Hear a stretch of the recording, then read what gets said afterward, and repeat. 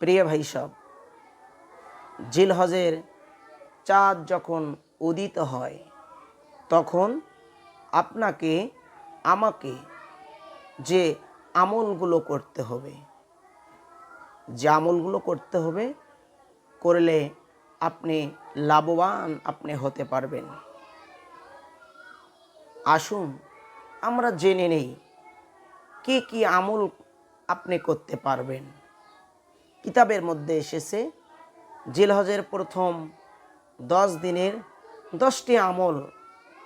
1 number হলো জিলহজের চাঁদ যখন উদিত হয় তখন নখ ও চুল না কাটা।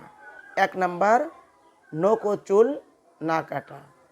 2 নাম্বার হলো জিলহজের প্রথম 9 দিন রোজা রাখা, বিশেষ করে আরাফার দিন। 3 নাম্বার হলো বেশি পরিমাণে আল্লাহ তাআলার জিকির করা। কি করা? জিকির করা। সর্ব অবস্থায় আপনাকে আমাকে জিকির বেশি বেশি করে আপনাকে করতে হবে, কারণ যিনি আপনাকে সৃষ্টি করেছেন আপনি কি তার হুকুম পালন করবেন না? তাকে কি আপনি স্মরণ করবেন না? এজন্য বেশি বেশি করে জিকির আপনাকে করতে হবে।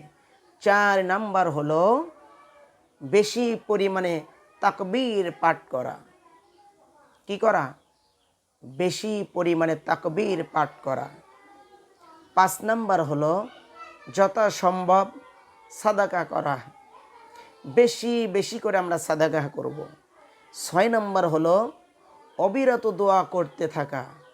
7 নাম্বার হলো বেশি বেশি নফল ইবাদত বন্দেগী করা। 8 নাম্বার হলো আন্তরিকভাবে তওবা করা। আমরা যখন তওবা করব, আন্তরিকভাবে আমরা তওবা করব, তাওবাতুন নাসুহা আমরা করব।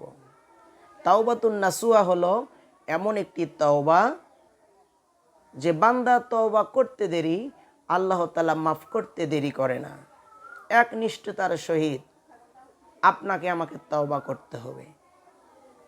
প্রিয় ভাই সাহেব, 9 নাম্বার হলো সামর্থ্য থাকলে উমরা ও হজ করবে। যদি উমরা করার মতো টাকা পয়সা থাকে, হজ করার মতো যদি টাকা পয়সা থাকে, তাহলে অবশ্যই ওই ব্যক্তিকে উমরা করতে হবে, হজ করতে হবে। অন্য সময় হজ ও উমরা সম্পর্কে বিস্তারিত আলোচনা করার চেষ্টা করব ইনশাআল্লাহ। আসুন 10 নাম্বার হলো সামর্থ্যবান যদি আপনি হন। আপনি কি হন?